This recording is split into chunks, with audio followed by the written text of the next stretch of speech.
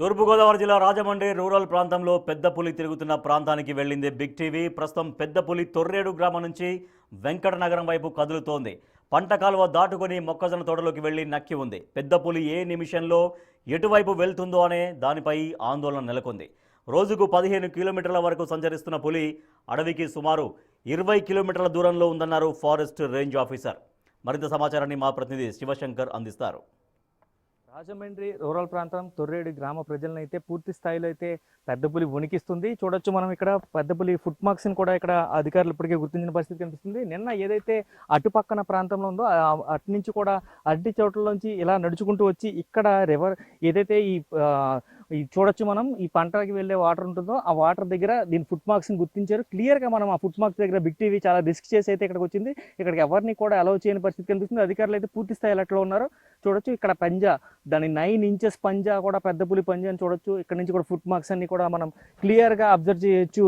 పెద్ద పెద్ద పంజా వేసుకుంటూ కూడా దీన్ని దాటుకుని అటు పక్కన ఉన్న జొన్న తోటలోకి అయితే వెళ్ళింది. మొక్కజొన్న తోటలో ఇప్పటికే నక్కి ఉన్నట్లుగా అయితే అధికారులు అంచనా వేస్తున్న పరిస్థితి కనిపిస్తుంది. అయితే పూర్తి స్థాయిలో చూసుకున్నట్లయితే ఈ మొక్కజొన్న తోట మధ్యలో కూడా ఈ పులి పాదముద్రను కూడా అధికారులు ఇప్పటికే నిర్ధారించుకున్నారు. పూర్తి స్థాయిలో చూసుకున్నట్లయితే ఫారెస్ట్ అధికారులు ఎవరిని కూడా ప్రజలను ఇక్కడికి అలౌ చేయని పరిస్థితి కనిపిస్తుంది. చూస్తే మనం క్లియర్గా ఈ జొన్న తోటలోనే ఎక్కడో నక్కి పెద్ద పులి ఉందంటూ కూడా అంచనా వేస్తున్న పరిస్థితి కనిపిస్తుంది. ఆ ఫారెస్ట్ అధికారులు కూడా అందరినీ కూడా ఎవరైనా చేయలేక ఎవరిని కూడా రైతులను అయితే అలౌ చేయని పరిస్థితి కనిపిస్తుంది. ఎవరు కూడా ఒంటరిగా తిరగద్దు, ఎందుకంటే ఇక్కడే ఈ ప్రాంతంలోనే అది గట్టు దాటి ఇటుపక్కకు వచ్చింది కాబట్టి జొన్న తోటలు అనేవి కొంచెం సేఫ్ సెక్యూర్గా ఫీల్ అవుతాయి. కాబట్టి దాన్ని ఎక్కడ కూడా మిస్లీడ్ అవ్వద్దు, ఎవరు ఒంటరిగా తిరగద్దు అంటూ కూడా చెప్తున్న పరిస్థితి కనిపిస్తుంది. ఇప్పటికీ ఈ జొన్న తోటల మధ్యలో ఉన్న ప్రాంతంలో అయితే అడుగులు గుర్తించిన పరిస్థితి కనిపిస్తుంది. పులి పంజాకి సంబంధించి అంటే పగ్ మార్క్స్ అంటారు, ఆ పగ్ మార్క్స్ కూడా గుర్తించిన పరిస్థితి కనిపిస్తుంది. దాన్ని ఐడెంటిఫై చేసిన తర్వాత నిర్ధారించుకున్న తర్వాత ఈ దట్టమైన ఈ ఏదైతే ప్రాంతం ఉందో ఈ ప్రాంతం నుంచి కూడా అంటే చూడొచ్చు మనం ఇదంతా కూడా అడవి ప్రాంతాన్ని తలపించే విధంగా ఉందని చెప్పుకోవాలి. ఎక్కడ కూడా దీన్ని డీవియేట్ అవ్వకుండానే అది దాని జర్నీ కొనసాగుతుందని చెప్పుకోవచ్చు. పూర్తి స్థాయిలో చూసుకున్నట్లయితే మనకి ఈ మొక్కజొన్న తోటల్లోకి అయితే ఖచ్చితంగా పెద్ద పులి ఇక్కడే ఎక్కడో ఉంది అని కూడా అధికారులు అంచనా వేస్తున్నారు. కానీ దాని జాడను తెలుసుకునేందుకైతే విపరీతమైన ప్రయత్నాలు చేస్తున్నట్లుగా కూడా అధికారులు చెప్తున్న పరిస్థితి కనిపిస్తుంది. ఇక్కడ ఎవరో కూడా సౌండ్స్ కానీ పెద్దగా మాట్లాడడం కానీ చెయ్యొద్దు అంటూ కూడా చెప్తున్న పరిస్థితి కనిపిస్తుంది. ఇప్పటికీ ఫుడ్ మార్క్స్కి సంబంధించి కొన్ని చోట్ల దాని అడుగు జాడలను కూడా గుర్తించారు కాబట్టి ఖచ్చితంగా ఇక్కడే ఈ జొన్న తోటలోని ఎక్కడో నక్కి ఉంది అని చెప్పైతే అధికారులు ఇప్పటికే అంచనా వేస్తున్న పరిస్థితి కనిపిస్తుంది. చూడొచ్చు మనం క్లియర్గా తోటలోకి వెళ్ళే పరిస్థితి కూడా లేదు. ఎక్కడ కూడా అందరూ కూడా యూత్ కూడా కొంత ప్రజలకి సహాయం చేస్తున్న పరిస్థితి, అధికారులకి సహాయపడి చేస్తున్న పరిస్థితి కనిపిస్తుంది. లోపల జొన్న తోటలకు కూడా వెళ్ళే ప్రయత్నం అయితే చేద్దాం. పూర్తి స్థాయిలో చూసుకున్నట్లయితే ఈ జొన్న తోటల్లోకి ఖచ్చితంగా ఇక్కడే ఉంది, దీని ఫుట్ మార్క్స్ కూడా ఇక్కడే ఉన్నాయని కూడా అధికారులు ఇప్పటికే అంచనా వేసిన పరిస్థితుల నేపథ్యంలో పూర్తిగా అధికార యంత్రాంగం అంతా కూడా హై అలర్ట్ అయింది. ఎక్కడా కూడా జనావాసాల్లోకి పులి వెళ్లకుండా ప్రొటెక్ట్ చేసేందుకు ఫారెస్ట్ ర్యాపిడ్ టీమ్స్ కూడా ఇక్కడ ఉన్నాయని కూడా చెప్తున్న పరిస్థితి అయితే క్లియర్గా కనిపిస్తుంది. చూడొచ్చు మనం ఏదైతే పులి అడుగుజాడలు ఉన్నాయో అక్కడ పులి ఏ డైరెక్షన్లో వెళ్ళింది అనేది కూడా పూర్తి స్థాయిలో అయితే చూడొచ్చు. మనం ఇక్కడ నుంచి కూడా వాక్ చేసుకుని కూడా వెళ్ళిన పరిస్థితి అయితే కనిపిస్తుంది.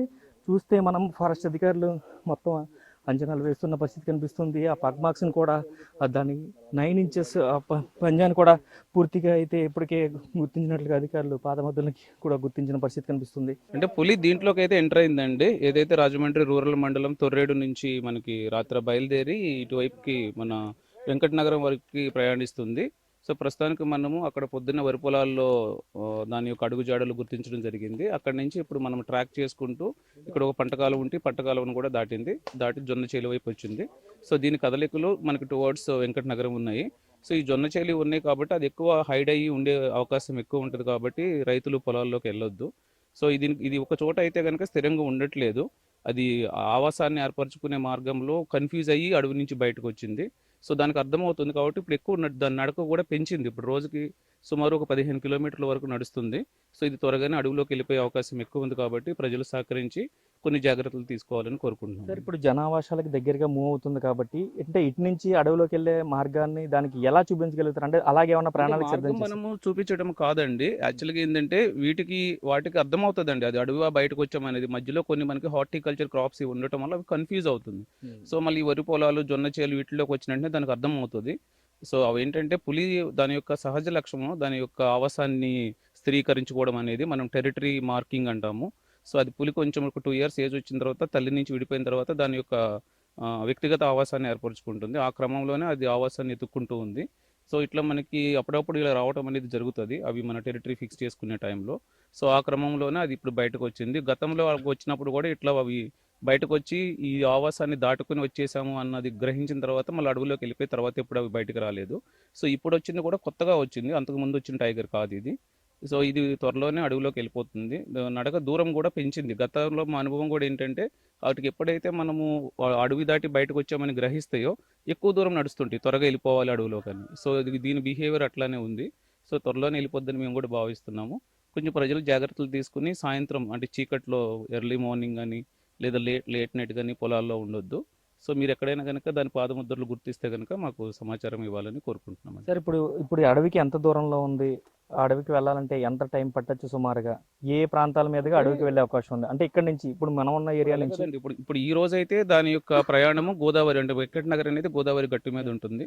సో, మొన్న మనకు రావటం కూడా ఇది పట్టిసీమ దగ్గర గోదావరిని దాటి ఏలూరు జిల్లా నుంచి ఈస్ట్ గోదావరి జిల్లాలోకి మనకొచ్చి రావడం జరిగింది. సో, ఇప్పుడు మళ్ళీ ఇది వెనక్కి గోదావరి వైపే ప్రవేశిస్తుంది. సో, గోదావరి గట్టంపట నడిచినా కానీ ఇది మనకి అడవిలోకి వెళ్ళిపోయే అవకాశం ఉందండి. అడవి మనకి ఎక్కువ దూరం కూడా కాదు. ఒక 20 కిలోమీటర్లోనే మనకి ఫారెస్ట్ ఉంది.